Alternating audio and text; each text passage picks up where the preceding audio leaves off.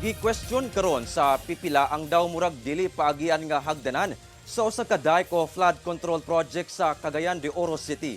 Kini human ang hagdanan ilabihan katuktok nga mosangko ang imong tuhod kung mosaka kaniini. Ano ang report ni Cyril Chavez.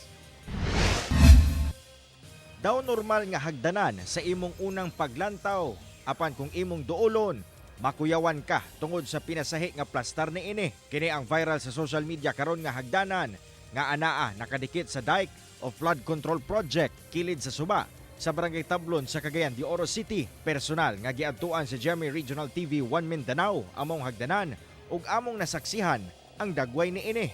Mga kapuso, anaa ta karon dinhi sa Barangay Tablon ug atong sulayan kini nga nahisgutang hagdanan diri sa dike project sa lugar nga hilabihan gayod katirik. Sulayan nato mga kapuso kung unsa ba kalisod ang pag-agi dinhi. So mga unang tulok katikang pa lang mga kapuso, kita ninyo nga hilabihan yun ang kalisod aron lang makasaka ni ining hagdanan.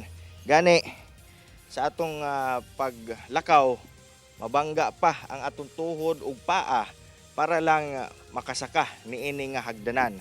Butang makapangutana ta kung luwas ba gayud kini para sa pedestrian.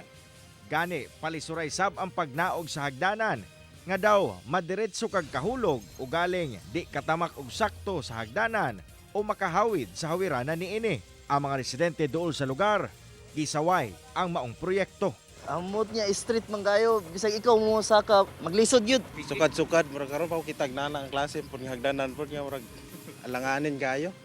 Murag murag sa ko murag alanganin ko sa diha gyud. Sa maong pagsubay sa lugar, nasayran nga among hagdanan kabahin sa Package 1 sa flood control structure kiliran sa Umalag River sa nasangpit nga barangay. Proyekto ilawom sa Department of Public Works and Highway Region 10. Matod sa ahensya, among hagdanan wala gitagana alang sa publiko. Inay gamiton lamang sa mga personal sa ahensya nga nagmonitor sa integridad sa proyekto.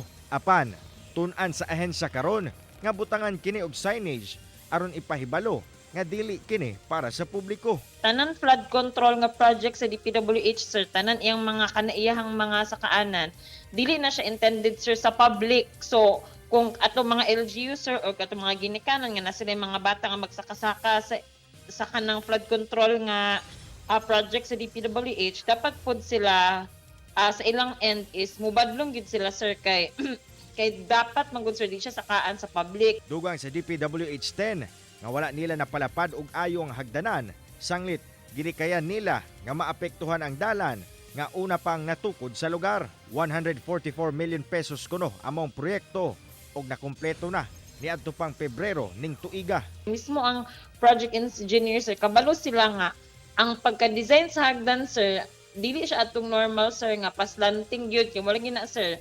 Dili maisbog ang project, dili pod siya sir ang usually man gud sir kung dili feasible ang project nga ibutang ana nga area ginakuan sir ginalahi sa nga area ang project, gina-relocate bali ang project sa laing area. Samtang wala pa sab mihatag og pahayag ang Barangay Council sa Tablon, sanglit subayon pa nila ang maong proyekto. Kauban si Jaybert Pairat, Cyril Chavez,